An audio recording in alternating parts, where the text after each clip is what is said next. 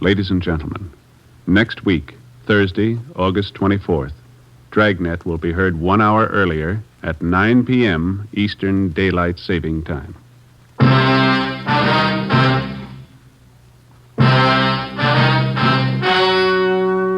The story you are about to hear is true. Only the names have been changed to protect the innocent. Fatima Cigarettes, best of all long cigarettes, brings you Dragnet.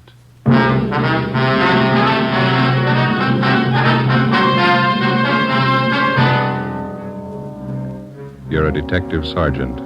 You're assigned to Juvenile Bureau. A vicious case of wanton and willful destruction of private property occurs in your city. Suspicion points to a juvenile. Your job, find him. If you want a long cigarette, smoke the best of all long cigarettes. Smoke extra mild Fatima. Yes, Fatima is the king-size cigarette, which contains the finest Turkish and domestic tobaccos superbly blended to make it extra mild, to give Fatima a much different, much better flavor and aroma than any other long cigarette. That's why Fatima has more than doubled its smokers coast to coast. Enjoy extra mild Fatima yourself. Best of all, long cigarettes. It's wise to smoke extra mild Fatima. It's wise to smoke extra mild Fatima.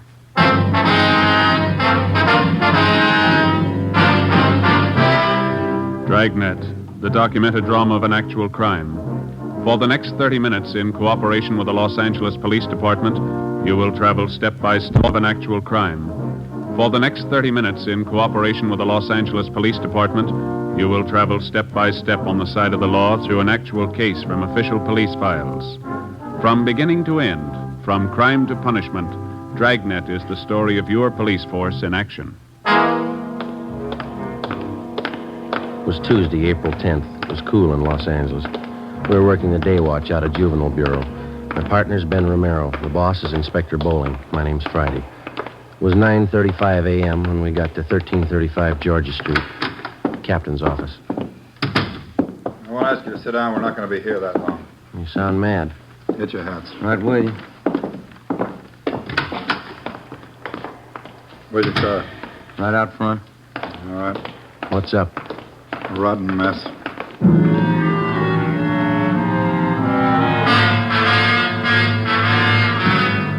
We got in the car and drove south on Figueroa till we got to West 103rd Street. According to Inspector Bowling's directions, we turned right and went about 4 miles. He directed us to pull up in front of a one-story frame residence that had been converted into small business offices. On the right side, going in, was a neighborhood jeweler's shop. We could see him working in the window. Over the door of the office on the left was a lawyer's shingle. The gold lettering was new. It's this way. Lawyer's office. That's right. Name's Paul Wilson. It's me, Mr. Wilson. Oh, come in, Inspector Bowling. Mr. Wilson, this is Sergeant Friday.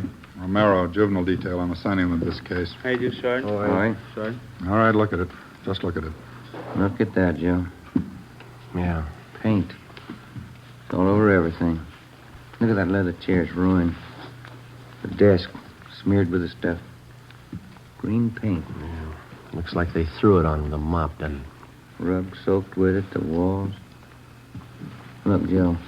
They even got the clock. Yeah. Take a good look. Remember it when you tag whoever did it. These your law books, Mr. Wilson? Yes, sir. I didn't have to do this. Poured paint all over them. Yes, sir. When did all this happen? Sometime last night. Found it this way when I came in this morning. Any idea who did it? That's why he called us, and we're going to find out. I don't know who'd want to do a thing like this. Just opened my office 3 days ago, just hung out my shingle. You just started practicing laws, then? Yes, sir. Graduated from Loyola University Extension Division. Been looking for office space for a long time. Was anything taken? No. It's such a dirty, rotten thing to pull. Undoubtedly a kid. That's pretty vicious for a kid. Can you think of any enemies that you might have had, Miss Wilson? No, sir. No one would do a thing like this. Can't understand it. There's no reason for it that I can think of. Crime report shows they got in the back door. Is that right, Mr. Wilson? Well, can you come back here? I'll show you. Okay. Yeah, here it is, right here. See, this used to be the kitchen when this was a flat. I was going to put a hot plate in here for coffee. Yes. You can see where they cut through the screen door. It's all right. It's been checked. Okay. Oh, yeah. Yeah, I see. Mm-hmm. Any pass key would fit the inside door here. Yes, sir, that's right. You can follow the trail of that green paint right from this door all the way through the house. Yeah. I don't know how I'll ever get it all off. You know of any cleaners that handle things like this? We're not allowed to recommend anybody, Mr. Wilson. If you have somebody in mind, we'd be happy to call them for you. Well, thank you. I appreciate it. I was going to make some calls, but I haven't got my phone installed yet. Estimated damage about $1,800, is that right? That's what I figure, yes. My law books are over $600 alone. Borrowed the money from the bank for the furniture. You haven't noticed any kids in the neighborhood, none of them around while you were moving in? No, I didn't see any. I moved everything in myself, rented a trailer, made several trips to get it all over here.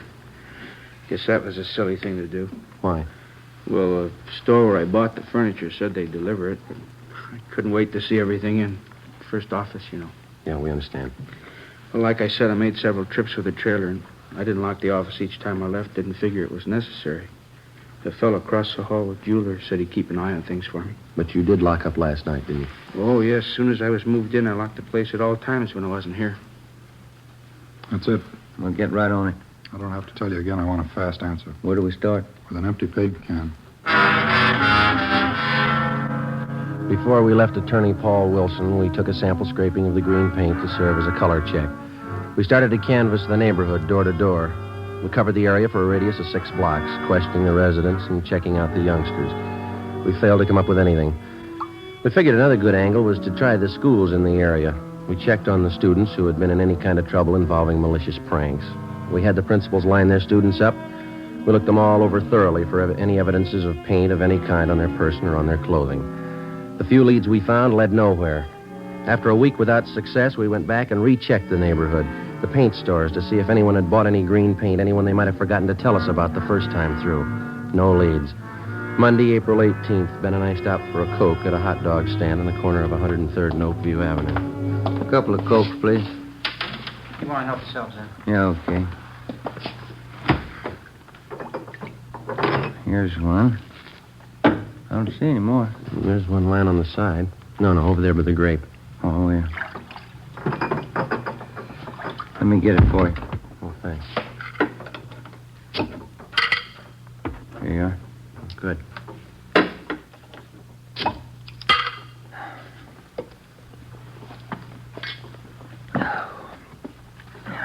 Every time I think of that boy's office, it makes me sick.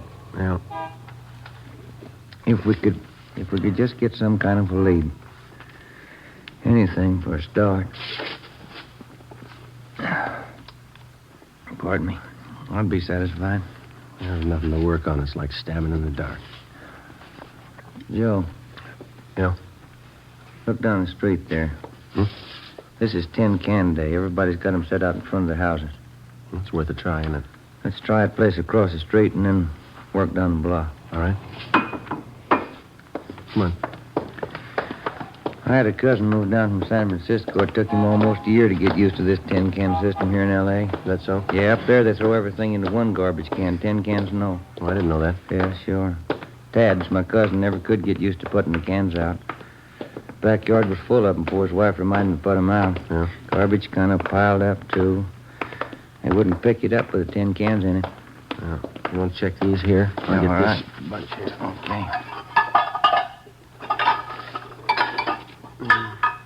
Don't see any paint cans.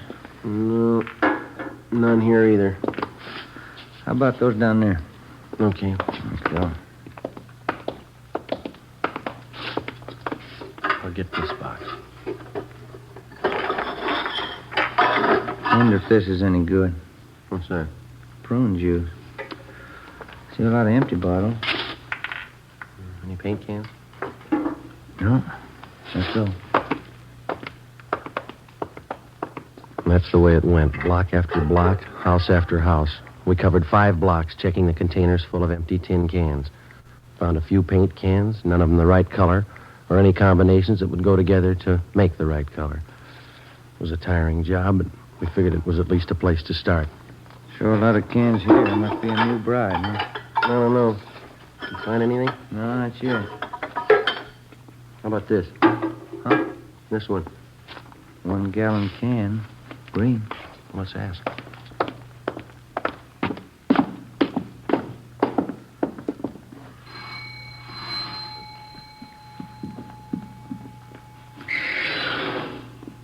Yes? Police officers, ma'am. This empty paint can belong to you. You can have it if you want. We threw it out. Do you have any children here, ma'am? Yes, a boy. How old is he? 1 year. Would you mind telling us what this paint was used for? We just moved here. Is there any law about throwing out the paint cans? Oh, no, ma'am. We're investigating the case. Just like to know what the paint was used for. Did old man Boone send you over? Beg your pardon? Mr. Boone, the man we rented this house from? No, ma'am. I thought maybe it was him. He said we couldn't do any painting inside. We don't know anything about that. You sure? I don't trust him. No, ma'am. You say the paint was used to redecorate? Yes, come in, I'll show you. Thank you.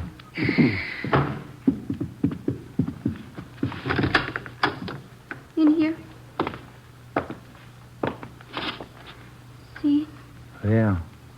Carlos did. My husband. I told him he should have waited till Sunday. Mm-hmm. Whose idea was it to paint the bathtub? Carlos. He's going to night school learning English. The teacher told him the best way to learn was to speak it around the house. Yes. It's better for the little one, too. Well, anyway, Carlos gets paid on Saturday night. Then he stops at the little place where the fellas he works with and has a little drink. He gets his paycheck cash there. Mm-hmm. When he came home, he said he was going to paint the bathroom for me. I guess he felt a little good. I was in the kitchen and I yelled to him to paint around the top. Around the top, I said. Yeah. Like I said, he doesn't know English too good yet. We have a green tub. I see. Well, thank you. He's going to clean the tub next Saturday. We use the shower. Painted that, too, didn't he? Well, thank you very much, ma'am. We're sorry to have disturbed you. Oh, that's all right. I'm worried about next Saturday night. Why's that? There's no telling what he's going to do with that paint remover.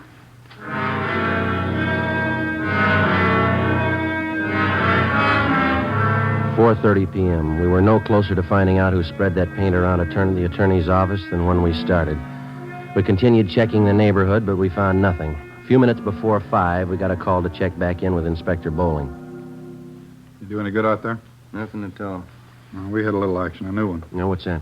Came in about an hour ago. Somebody poured kerosene on 3 palm trees and set them on fire. 3 trees, 3 different blocks. Yeah? Kept the fire department busy, tied up the traffic for several hours. I've sent additional juvenile cars out there to cover happened in the same general area as the paint job. Any leads? Now, anyone who would smear paint over an office might set a palm tree on fire. Same type of gag, malicious mischief. Think there's a connection between the two? Well, it's anybody's guess. Paint routine's a new one, so's the palm trees. They're both one-time only shots. Maybe the two connect somewhere along the line. Maybe. Well, it's got to stop. We can't even find a place to begin. We've tried everything we know. Starting again tomorrow. That isn't going to make that young lawyer feel any better. Yep. Who? You take him down to the detention room? He does, huh? All right, I'll see him. Yeah, right now. 16-year-old boy out there says he's got to see me. Would you like to talk to him alone? No, it's all right. You stay. Come in. You the chief? My name's Bowling, Juvenile Bureau, yeah. Could I talk to you alone? Well, these officers work with me. Can you talk in front of them, son? I guess so. Well, come on over here. You want to sit down, son? I'd rather stand if it's okay.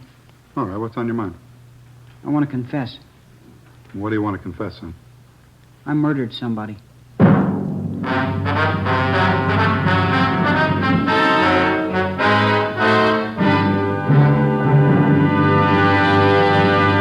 You are listening to Dragnet, actual case histories taken from official police files. If you smoke a long cigarette, it will be in your interest to listen to these case histories taken from the file marked Fatima.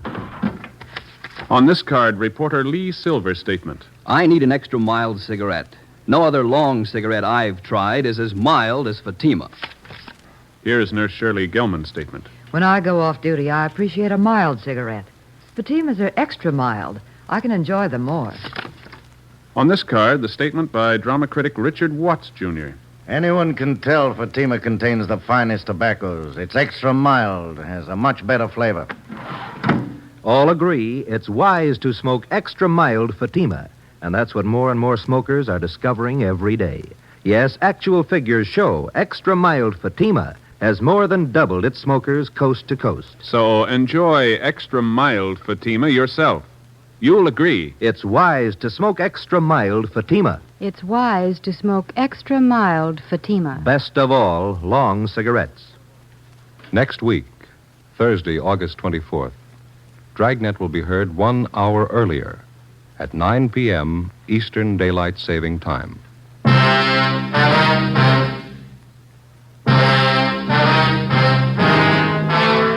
6 p.m. Monday, April 18th. The boy identified himself as Arnold Waterman. Gave his age as 16. He told us that 2 days before, at 98th Street and 2nd Avenue, he'd shot a man to death and hidden his body in the basement of a house. He was taken to the interrogation room where a police stenographer took his statement. Inspector Bowling sent Ben and I out to check his story. 9:30 p.m. We drove back to Georgia Street Juvenile and went to the interrogation room. Arnold, Yes, sir? these two men have been out at 98th Street and 2nd Avenue checking your story. Did you find the body? No, there's no body out there. There should be. I put it in the cellar. There's no house out there. It's a vacant lot. We checked all the houses near there. You sure you killed somebody? Of course I'm sure. I stole the gun. I shot him 3 times in the back. What'd you do with the gun? I threw it in Westlake Park. Where? In the water. I rented a boat and rowed out to the middle. That's where I threw it in. Why did you kill the man? I don't know. I didn't like him. Now, look, boy, you didn't kill anybody. There's nothing to back up your story. There's not an ounce of truth in it. How do you know you haven't found the body? Just wait. You'll find him, then you'll see. I killed him, all right. Will you show us where you hid the body?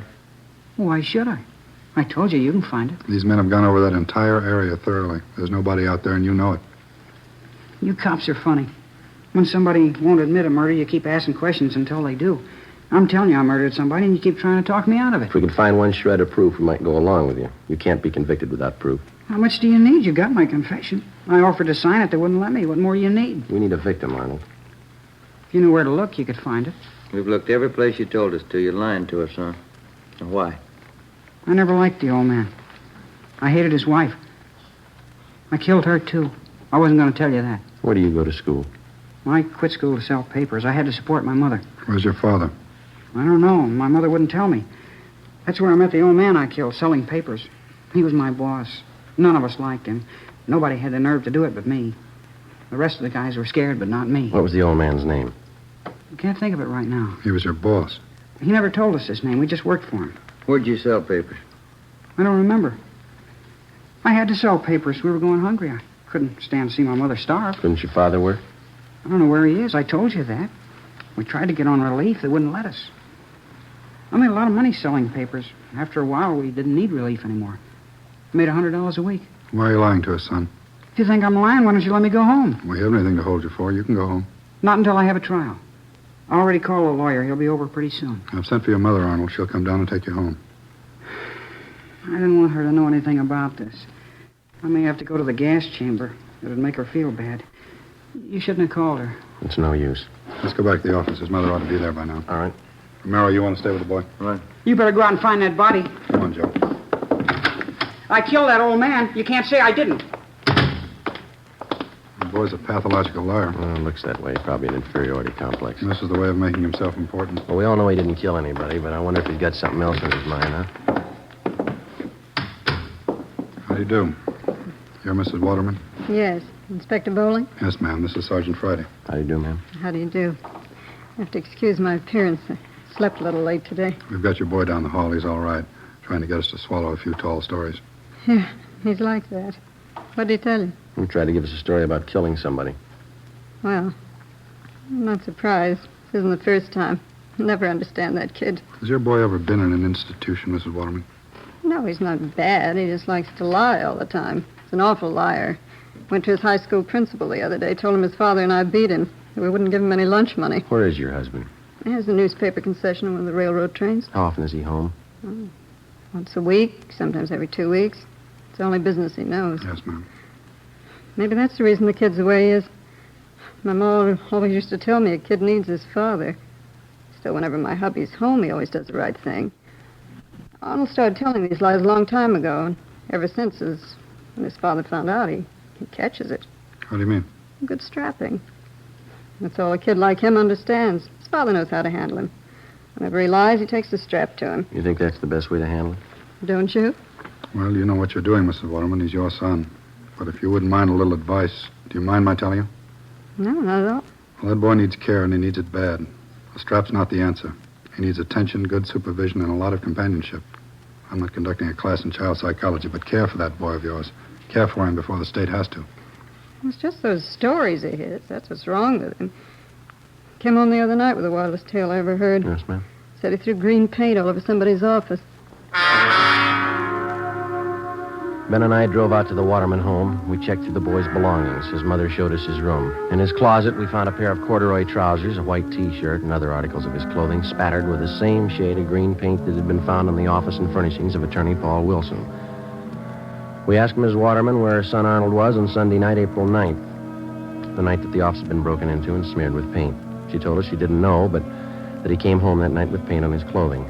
Ben and I went back to the office where we filed an application for a petition and detention, Section 700, sub M, WIC, malicious mischief, 1 count. 2 days later, in juvenile court, the calendar was called. Arnold Waterman's name was first on the list. The judge, the subject, and all those concerned in the case retired to the judge's private chambers. Ben and I, Arnold Waterman, and his mother. The subject was informed of his constitutional rights, and Judge Frank J. Smith read the findings of our investigation. Arnold, it alleges in this petition that on April 9th at approximately 8:30 p.m., you entered the office of Attorney Paul Wilson at 9218 West 103rd Street, where you willfully and without Mr. Wilson's permission did maliciously damage his office to the extent of approximately $1,800 by pouring paint over his rugs, furniture, books, and other articles in his offices. Is this true, Arnold? Yes, sir. Did you know Mr. Wilson? No. Arnold, I'd like to know why you did that. I felt like it. You'll have to give me a better answer than that, youngster. That's the best I can do. That's good enough, isn't it? No, it isn't good enough. We have a courtroom full of boys outside who probably want to be helped, and we're going to try to help them.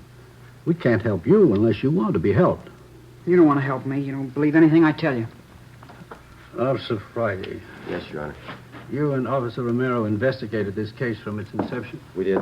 As a result of your investigation, what's your opinion of this boy's truthfulness? Well, Your Honor, I think I can speak for Officer Romero here as well. In all our talks with the boy and our observations of him, it's our opinion, for what it's worth, that the boy's a pathological liar. Basically, he seems to have the makings of a good youngster.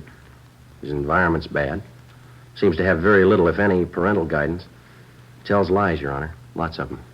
That seems to be everyone's opinion. It's not mine. If you'd spend more time trying to find out if I'm lying instead of trying to put me on the spot, you'd earn your money. Your stories have been thoroughly investigated and double-checked by competent police officers. There is absolutely no basis of truth in anything you've said. I'm getting sick and tired of everybody calling me a liar. Do you hear me? Young man, sit down in that chair.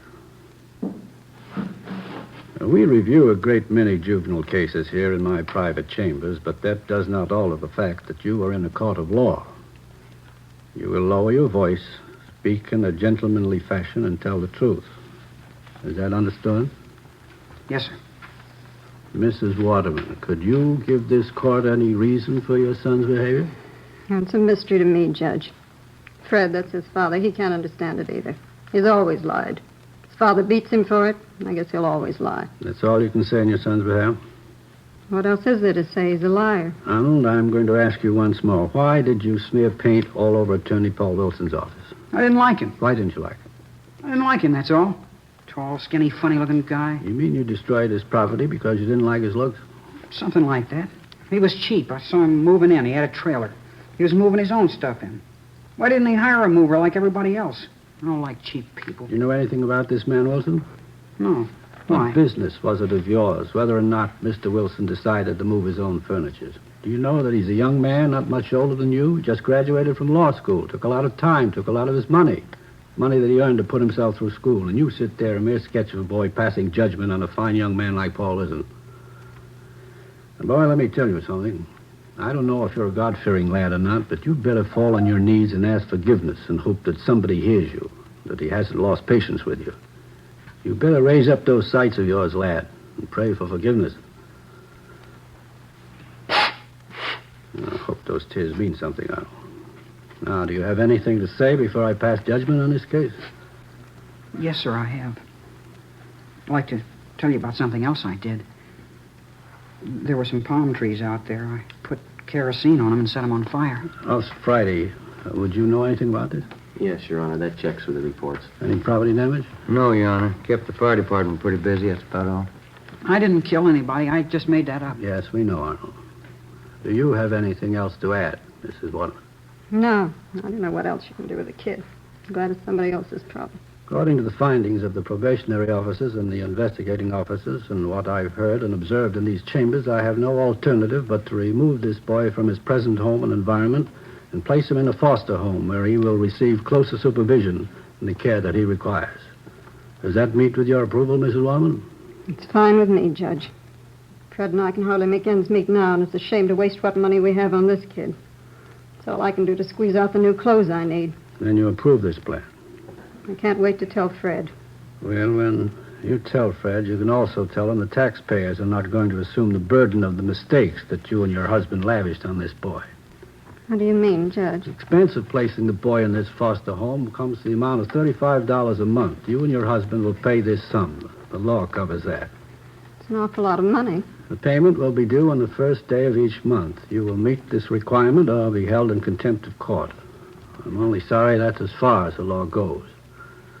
The laws of the state of California do not make the parents responsible for the torts of their children unless contributory negligence can be proven.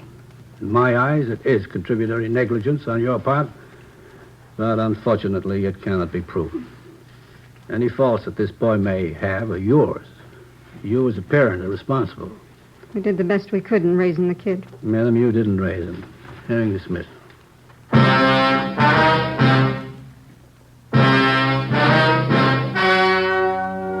The story you have just heard was true. Only the names were changed to protect the innocent. On April 18th, the hearing was held in the private chambers of Judge Frank J. Smith, Juvenile Court, City and County of Los Angeles, State of California. You have just heard the results of that hearing. And now, here is our star, Jack Webb. Thank you. The working detective in the process of apprehending criminals devotes his full time and energy to the job. His alertness, intelligence, and a great amount of patience. So with a cigarette. The makers of Fatima cigarettes employ these same qualities in blending the finest Turkish and domestic tobaccos to make Fatima extra mild. Best of all, long cigarettes. Now, if you're a long cigarette smoker like I am, then buy Fatima. You'll find, as I have, that every pack is extra mild. Smoke Fatima.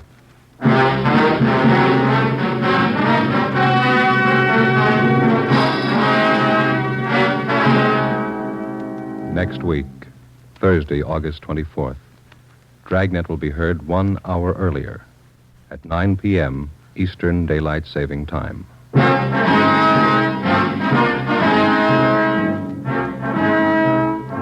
You have just heard Dragnet, a series of authentic cases from official files. Technical advice for Dragnet comes from the Office of Chief of Police W.A. Parker, Los Angeles Police Department.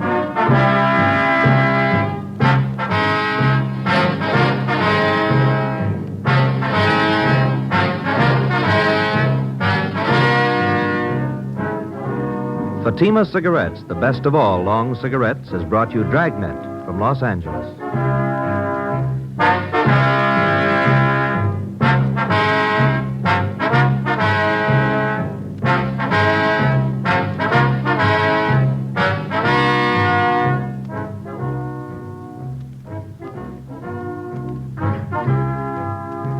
Now hear Sarah's Private Caper. September 7th, it's Father Knows Best on NBC.